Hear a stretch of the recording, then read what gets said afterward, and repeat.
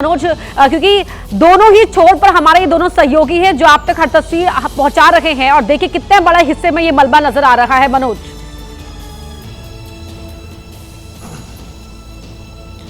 जी बिल्कुल, देखिए कैमरामैन अजीत चाकू से मैं कहूंगा कि अब यहाँ का जो हिस्सा तो इन्होंने दिखाया, लेकिन मैं आपको अगर इसके चारों तरफ घूम करके अगर हम कोशिश करें तो मैं आपको दिखाऊं कि कितना ज़्यादा एनक्रोचमेंट था यहाँ पर। ये देखिए, अगर ये तस्वीरें आप देखिए, आपको यहाँ से नज़र आएगा ये एक हिस्सा, और काफ़ी बड़ा हिस्सा था ये।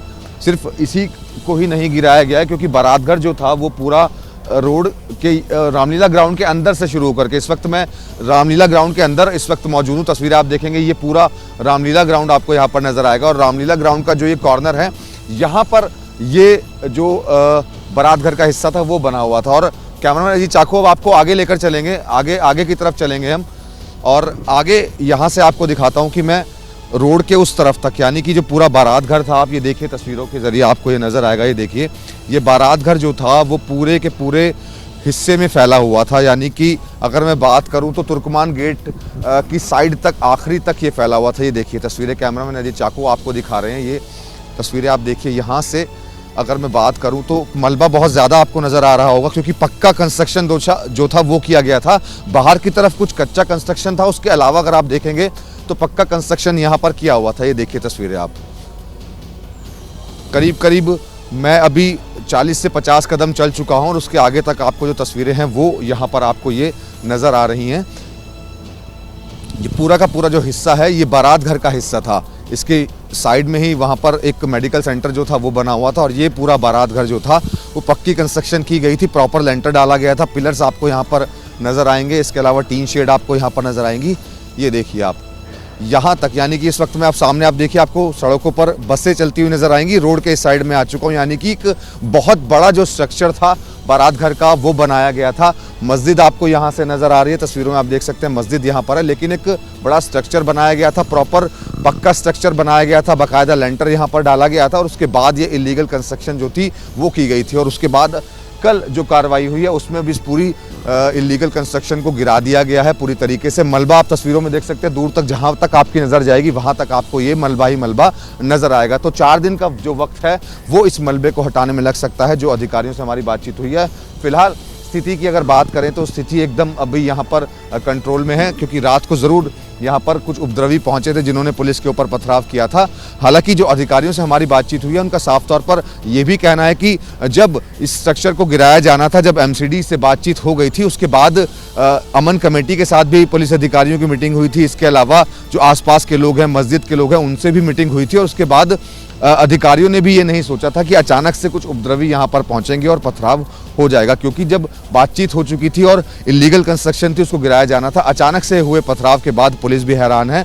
अब उन लोगों की तलाश की जा रही है जिन्होंने पुलिस के ऊपर पथराव किया था, क्योंकि पुलिस ने कल यहाँ पर ड्रोन के जरिए भी तस्वीरें ली थी, इसके अलावा भी वीडियोग्राफी प्रॉपर की गई थी। तस्वीरों के जरिए उन लोगों की पहचान की जा रही है जिन्होंने पुलिस के ऊपर पथराव किया था। बिल्कुल, और जब उनकी पहचान हो जाएगी तो उनके खिलाफ सख्त कार्रवाई भी यहां पर की जाएगी, क्योंकि यहां पर अतिक्रमण हटाने के लिए पहले से ही बता दिया गया था। तमाम जो इन्फ्लुएंशियल लोग हैं, उस समाज के जो प्रभाव डालते हैं, उनसे बातचीत भी की गई थी, और ये पूरा हिस्सा जो अतिक्रमण का था वो वहां के स्थानीय लोगों के लिए भी रोजाना ही मुश्किलें खड़ी करता था। जातिका और मनोज दोनों ही आप तक हर तस्वीर पहुंचा रहे हैं। जातिका, क्योंकि आप अंदर वाले हिस्से में हैं कैंपस के, जरा तस्वीरें एक बार फिर दिखाइए और बताइए कि क्या अभी कुछ और हलचल वहां पर बढ़ी है? जी बिल्कुल अपर्णा, लगातार कैंपस के अंदर वाले हिस्से को हम दिखा रहे हैं। मस्जिद के ठीक सामने मैं खड़ी हुई हूँ, लगातार उन लोगों से की बात भी आप तक पहुँचा रहे हैं जो मस्जिद से निकल रहे हैं। ऐसे कई बुजुर्ग हमें दिखाई दिए जो बचपन से यहाँ पर रह रहे हैं, अब इस जगह को यानी कि अपनी मस्जिद को छोड़कर जा रहे हैं। सामान पैक करके निकलते हुए ऐसे तमाम लोग नजर आए जिनका कहना है कि वो वापस अब यहाँ पर नहीं आएंगे। कैंपस की तस्वीरें एक बार फिर से हम लोग कैमरा पैन कर देते हैं, और कैमरा पर्सन मेरे साथ वीडियो जर्नलिस्ट राजेश कुमार आपको दिखा रहे हैं पूरी तस्वीरें आपको वाइड एंगल से कि अंदर का इस वक्त क्या जो तस्वीर है, जो सर्कमस्टांसेस है, जो परिस्थिति है आपको नजर आएगी। इसी के साथ में ये भी बता दूं दर्शकों को कि हाईकोर्ट ने बीते 12 नवंबर को ही बोल दिया था कि 3 महीने के अंदर यहाँ पर कार्रवाई होनी है, और उसका असर आपको मस्जिद के आसपास नजर आएगा। मस्जिद के कागजात थे, लिहाजा मस्जिद पूरी तरह से सुरक्षित है, मस्जिद के सामने की जमीन भी सुरक्षित है।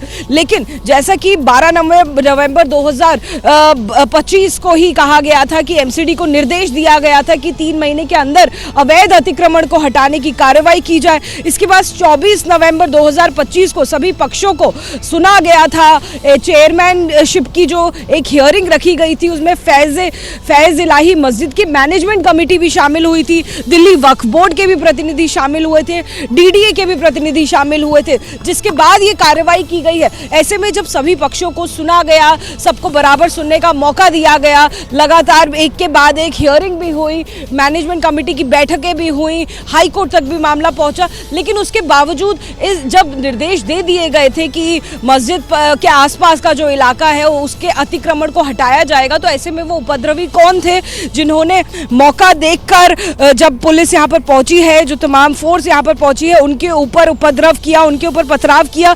ये अपने आप में, जैसे कि पुलिस अधिकारी भी बोल रही थी कि आई वाज टेकन अबैक, उसी तरह से कई सारे लोग जो ये खबर सुनेंगे, जो देख रहे हैं तस्वीरें, वो भी, उनके लिए भी ये बहुत शॉकिंग होगा कि दिल्ली में इस तरह की तस्वीर आपको उपद्रव की नजर आई। अब देख लीजिए, मलबा साफ करने की कवायद लगातार चल रही है।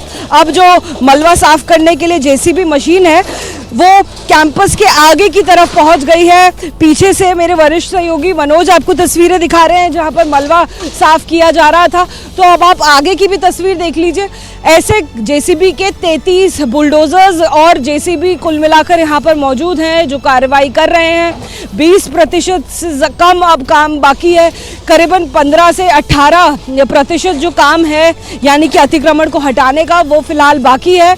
करीबन 80% से ज़्यादा जो अतिक्रमण को हटाने का काम है वो शुरू हो गया है। और जो अतिक्रमण से जो मलबा निकल कर आया है, यानी कि जो आपको इस वक्त मलबा साफ करते हुए तस्वीरें नज़र आ रही हैं, इसको साफ करने में अपने आप में 4 दिन लग सकते हैं, जैसे कि मनोज जी ने भी बताया। और आपको तस्वीरें दिखा देते हैं। अब आगे आपको जो पीछे डंपर्स हैं वो नज़र आएंगे।